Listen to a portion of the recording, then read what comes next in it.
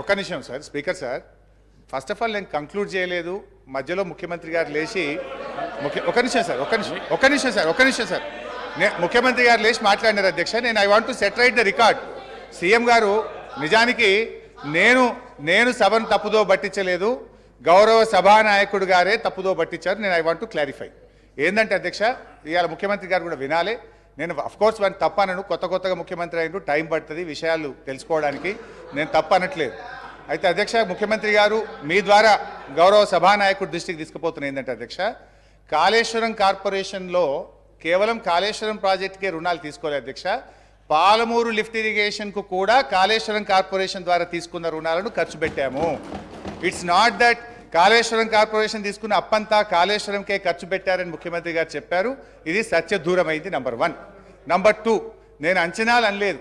ఖర్చు పెట్టిందే 83 వేల కోట్లు దాటకపోతే ₹1,00,000 అవినీతి జరిగిందని, 1,00,000 కోట్ల రూపాయల అవినీతి జరిగిందని మా మీద బురద జల్లారు అని నేను చెప్పాను. ఖర్చు పెట్టింది అన్నారు, దాని ముఖ్యమంత్రి గారు అంచనాలు అన్నారు. సో నీళ్ల విషయంలో మా పాలసీ ఏందో 3 ఏళ్ళు ప్రభుత్వం ప్రజలు చూశారు. మేము మంచినీళ్లు రాష్ట్ర ప్రజలకు ఉచితంగా, ఈ రాష్ట్ర ప్రజలకు గత 3.5-4 సంవత్సరాలుగా మిషన్ భగీరథ పూర్తి చేసిన తర్వాత త్రాగునీరు ఇచ్చాం. గత ప్రభుత్వం నీటి తీరువ నాగార్జున సాగర్ ప్రాజెక్ట్ కింద ఎస్ఆర్ఎస్పి కింద నీటి తీరువ వసూలు చేస్తే మేము ₹1 కూడా తీసుకోకుండా ఉచితంగా సాగునీళ్ళు అందించిన మా విధానం రాష్ట్ర ప్రజలకు తెలుసు అధ్యక్ష.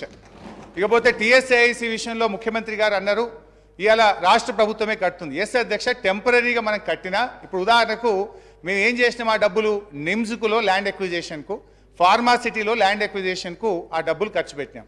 ఒకసారి ఇండస్ట్రియలిస్టులకు ఫార్మాసిటీలో భూమిలు కేటాయించిన, నిమ్స్లో ఇండస్ట్రీలకు భూమి కేటాయించిన తర్వాత డబ్బులు వస్తాయి టీఎస్ఏఐసికి, then they will give it back to the government. ఇది ఒక పాలసీ అధ్యక్ష. సో ముఖ్యమంత్రి గారు ఇలా మమ్మల్ని దబాయించాలని చూడడం కరెక్ట్ కాదు. నేను ఇంకా టైం ఇస్తే నేను చాలా డీటెయిల్గా చెప్పగలుగుతా కానీ, సో నేను క్లారిఫై చేసే ప్రయత్నం చేస్తున్నాను. I'm going to conclude sir. Conclude చేస్తాను. నేను ఎక్కువ చెప్పండి sir. Just 5 minutes I will conclude please. 5 minutes అధ్యక్ష. రాష్ట్రం అప్పుల కుప్పైతే అంతర్జాతీయ సంస్థలు రావు అధ్యక్ష. ఎక్కడైతే ఇన్ఫ్రాస్ట్రక్చర్ ఉంటుందో, ఎక్కడైతే పీపుల్ పర్చేస్ పవర్ ఉంటుందో, ఎక్కడైతే స్టేబుల్ గవర్నమెంట్ ఉంటుందో, ఎక్కడైతే ఏబుల్ లీడర్షిప్ ఉంటుందో అక్కడికే అంతర్జాతీయ పెట్టుబడులు వస్తాయి అధ్యక్ష. ఇవాళ చిన్నప్పుడు కూడా మనం సుమతి శతకంలో చదువుకున్నాం అధ్యక్ష, ఎప్పుడు సంపద కలిగినా అప్పుడే బంధువులు వత్తురది ఎట్లన్నన్, దెప్పలుగా చెరువు నిండిన కప్పలు 10,000 చేరుగదరా సుమతి.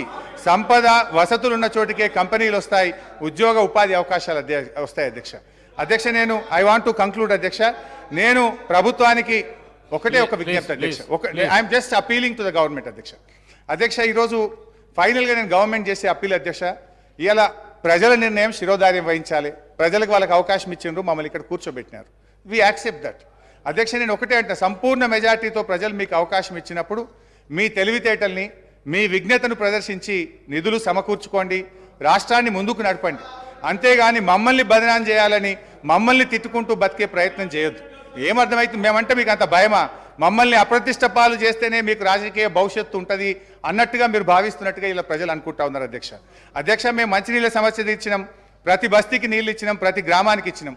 మీరు 24 గంటలు మంచినీళ్ళు ఇచ్చి మాకంటే మంచి పేరు తెచ్చుకోండి, శబాష్ అనిపించుకోండి, మేము వద్దంటామా?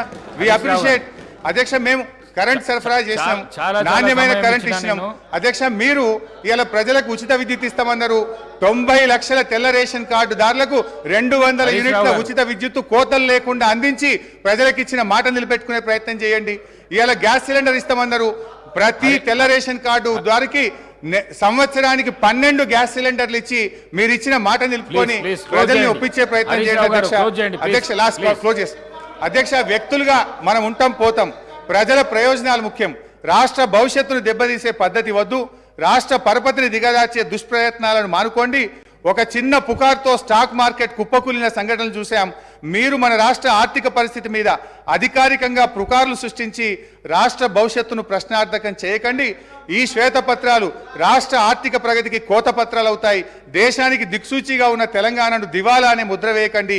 సంపద ఉన్నది, సమృద్ధి ఉన్నది, వృద్ధి రేటును పెంచండి, మరింత పకడ్బందీగా రెవెన్యూ లీకేజీలను అరికట్టండి, రాష్ట్ర అభివృద్ధిని చేయండి. అంతేగాని ఈ దుర్మార్గకు దుష్ప్రచారాలతోని దయచేసి బురద జల్లే ప్రయత్నం చేయొద్దు.